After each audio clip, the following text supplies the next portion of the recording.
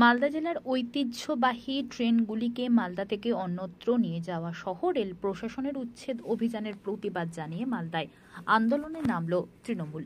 আন্দোলনের অঙ্গ হিসেবে ডিআরএম অফিসের সামনে অবস্থান বিক্ষোভ কর্মসূচি পালন করলেন মালদা জেলা তৃণমূল নেতৃত্ব। এই কর্মসূচিকে সামনে রেখে বুধবার জেলা তৃণমূল নেতৃত্ব ঝলঝলিয়া এলাকায় রেলের জমিতে বসবাসকারীরা সাধারণ বাসিন্দা সহ ব্যবসায়ীদের নিয়ে ডিআরএম অফিস ঘেরাও করেন।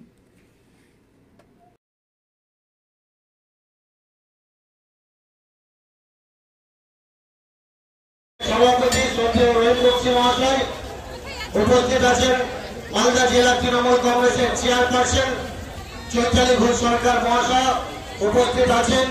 26 নম্বর ওয়ার্ড কাউন্সিলর যুবনী গৌতম দাস, ইংরেজবাজার পৌরসভার ভাইস চেয়ারম্যান সুমালা আনোয়ারা উপস্থিত আছেন। গৌতম দাস কাউন্সিলর 26 নম্বর ওয়ার্ড।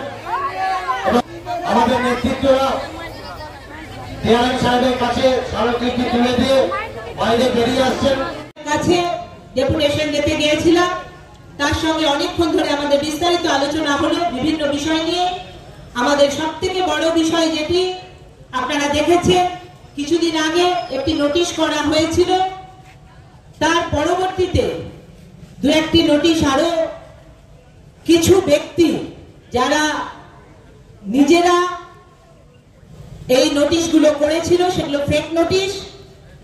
আমরা দাবি রেখেছি আমাদের দলের পক্ষ থেকে, যারা দীর্ঘদিন ধরে এই এলাকায় রেল এলাকায় বসবাস করেন গরিব মানুষেরা, এবং হয়তো অনেক রেল কর্মচারীর পরিবারের লোকজনও অনেকে আছেন যারা রিটায়ার করার পরেও বসবাস করে থাকেন, তারা এই এলাকার চেষ্টা করেন শান্তি শৃঙ্খলা বজায় রাখার এবং তাদের রুজি রোজগার, ছেলে মেয়েরা পড়াশোনা করার থেকে শুরু করে সবকিছু এই এলাকায় বড় হয়ে করছে, দীর্ঘদিন থেকে এখানে বসবাস করেন।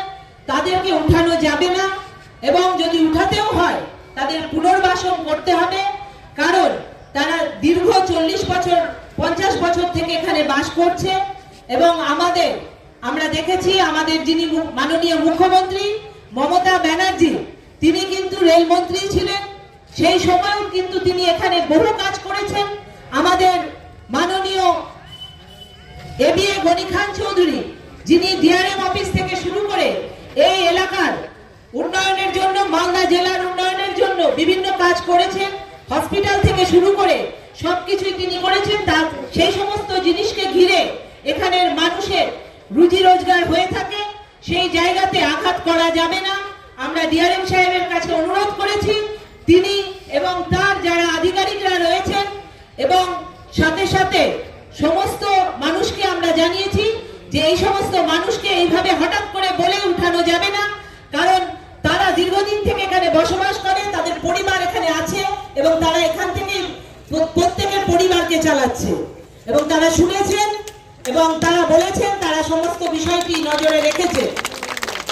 কিছু অসাধু মানুষ আছে যারা প্রত্যক্ষ ভাবে না হলেও পরোক্ষ ভাবে, আপনারা জানেন, দুলাল বাবুকে হত্যা করার পেছনে রয়েছে, আমরাও জানি আপনারাও জানেন, এবং তারাই কিন্তু এখানে বিশৃঙ্খলা করার চেষ্টা চালিয়ে যাচ্ছেন এবং সেই জন্য ফেক নোটিশগুলো করে আপনাদেরকে বিভ্রান্ত করছেন।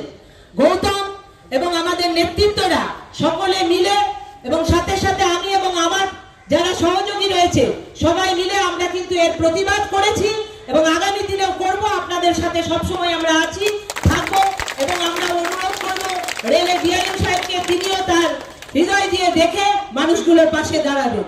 সকলকে আন্তরিক